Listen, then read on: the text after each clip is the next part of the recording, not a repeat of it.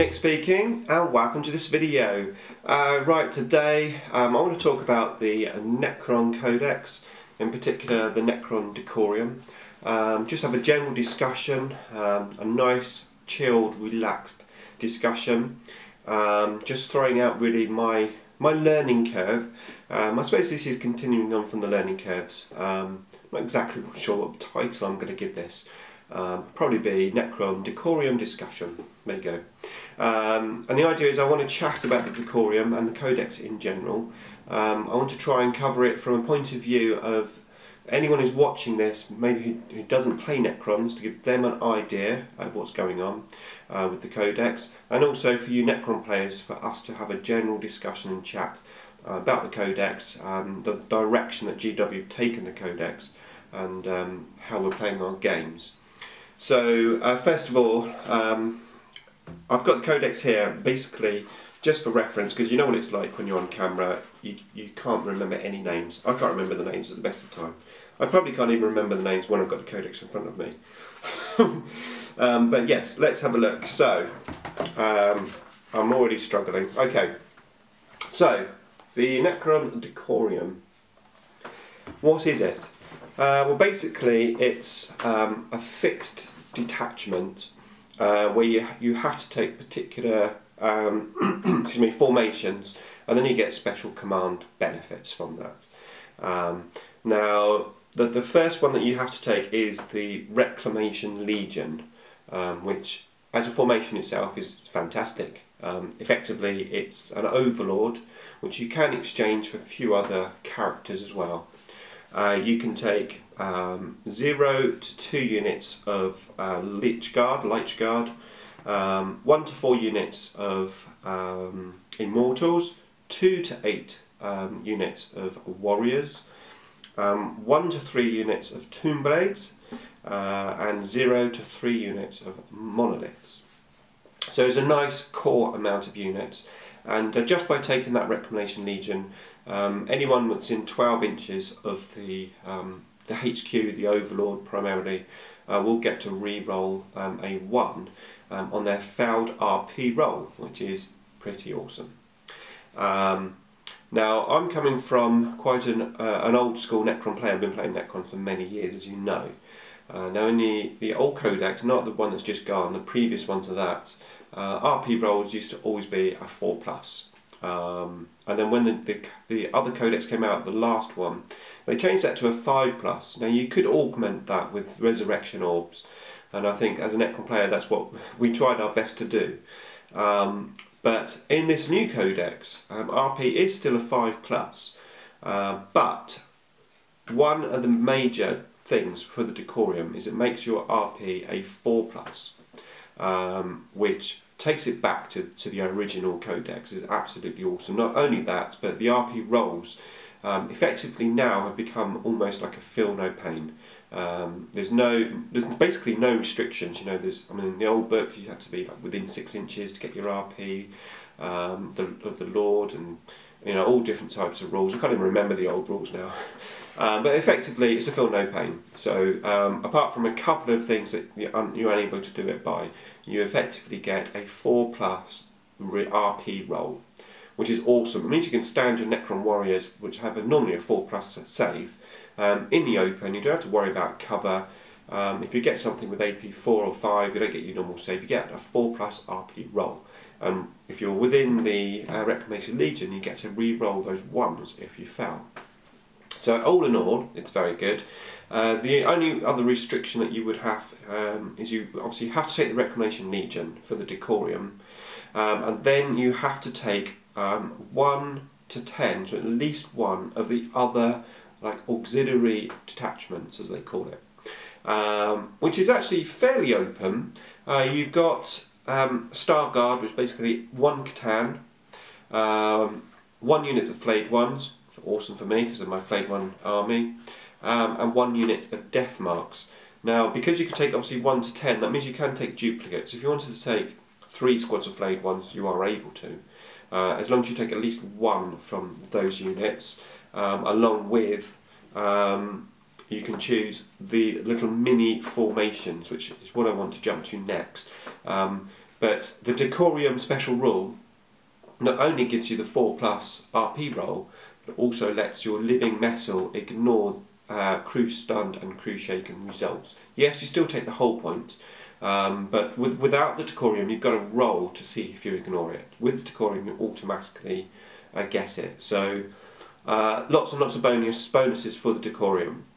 Now bear with me, because although I'm going on about how great the Decurion is, keep watching because I've got some more things I want to say. Okay, so let's have a look at the mini formations, as I like to call them. Now going back here, where are you? Somewhere. Okay. So, bearing in mind that I am a long-time Necron player, I have about 8,000 points of Necrons, which is not huge, but everything that I have is painted, which I'm very proud of.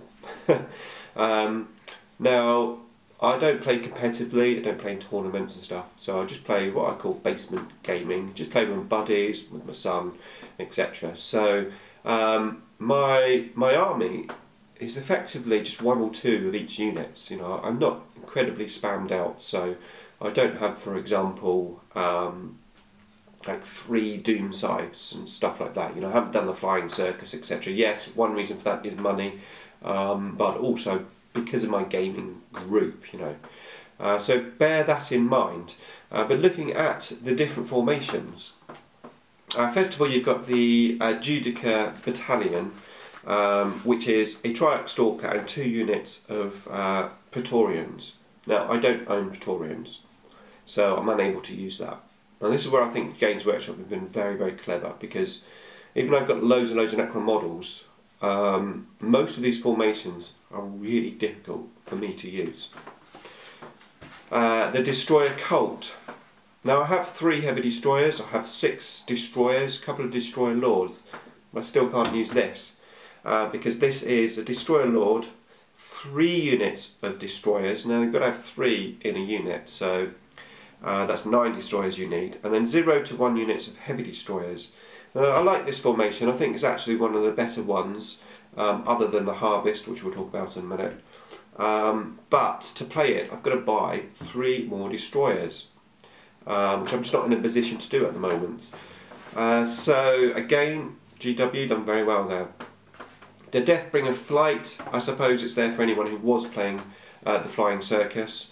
You've got to have 2 to 4 Doom Scythes. I only have 1, so I can't play that. The Living Tomb, which I also really like the look of. It's 2 monoliths and an obelisk. I only have 1 monolith. I very much doubt I'll be able to afford to buy the others.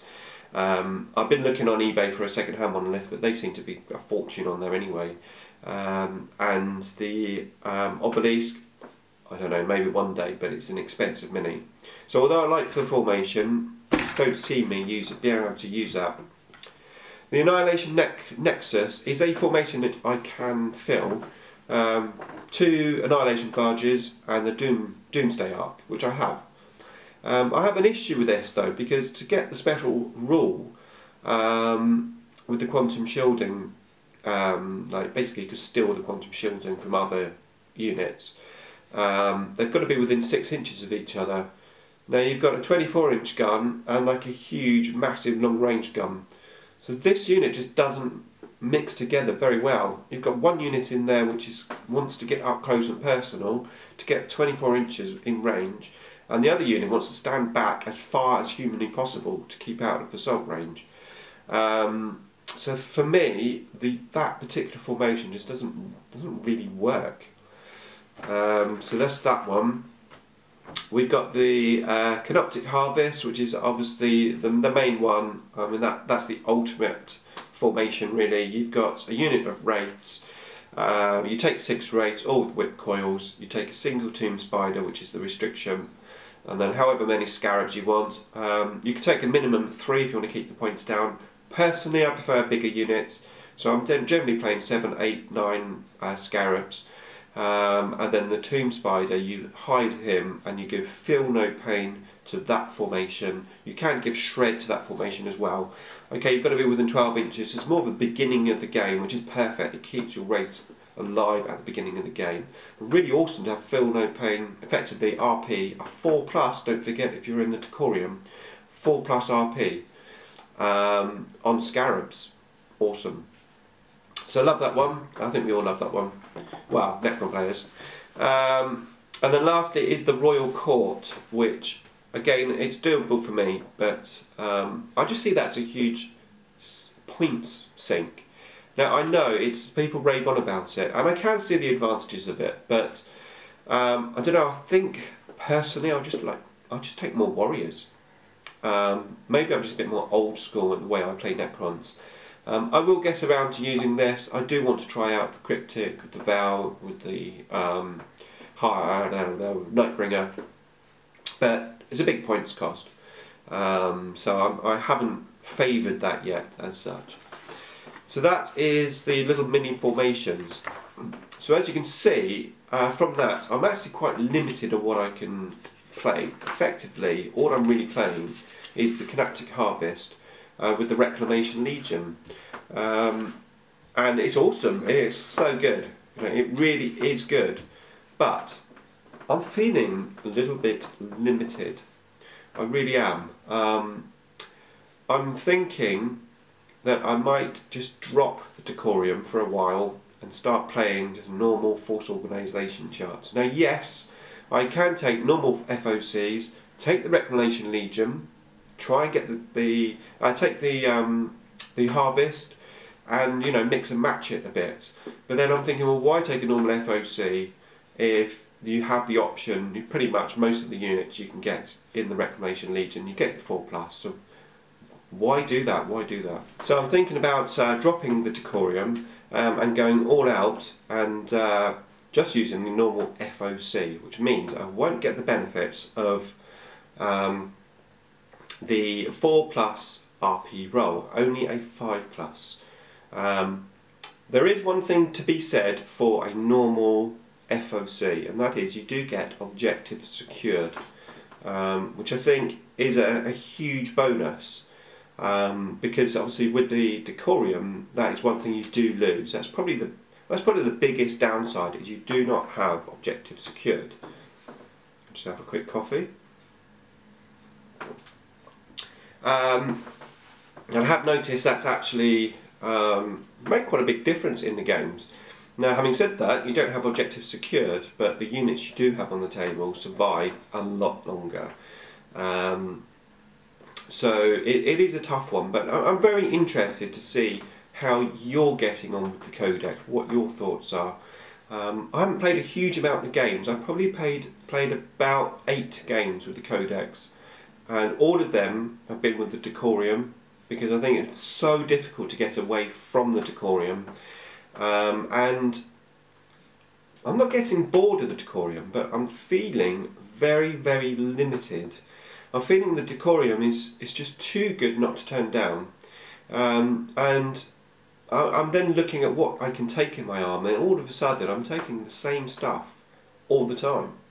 And okay, that might be quite good if you're playing tournaments. You could have the ultimate list, but I don't want to do that. I want to have fun, and I want to mix my armies up. I love playing different armies, you know, each time I play.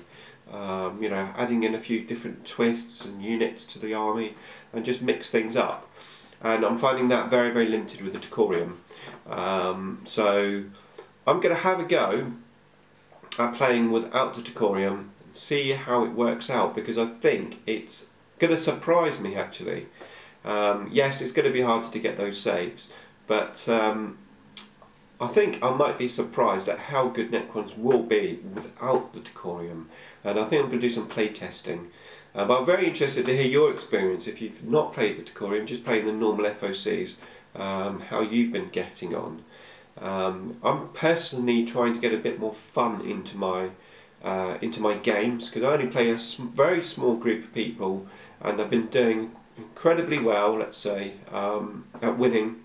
And I want to inject a bit more fun, a bit more level pegging on the table, and I think with the Necron Codex, I think that's how I'm going to do it. I'm going to move away from the Decurion, just take standard units, have that 5+, Feel No Pain, Yes, I will gain objective secure, great bonus, but that's what I'm thinking. So that is the direction that this codex has taken me. As I said, it's just a bit of a chill chat, just sharing my experience, my learning curve, and I'm very, very interested to hear your experience, what you think of the codex, whether you play Necrons, whether you don't, what's your gaming group, Necron Codex gaming group have come up with, what sort of armies they're playing. I'd love to hear about it. I'm finding there's a very, very limited amount of videos on Necrons on YouTube, and I think it's about time we had more videos. So how about doing video response to this? That would be awesome as well. So let's get some Necron videos up there. I'm hoping that we're going to start to do some more Necron tactical videos as well. I've been really enjoying this, don't get me wrong, I think it's awesome. I love this codex. I love the picture on the front at last, another good picture. I love the codex. It is fun to play, but I am finding that, you know, that's where I'm at. I think I've picked the bones out of it, I've played really well with it. Now I want to move on and I want to explore and expand beyond the Decurion. So yeah, let's have your thoughts. As always, thanks for watching, and I shall look forward to seeing you in the next video.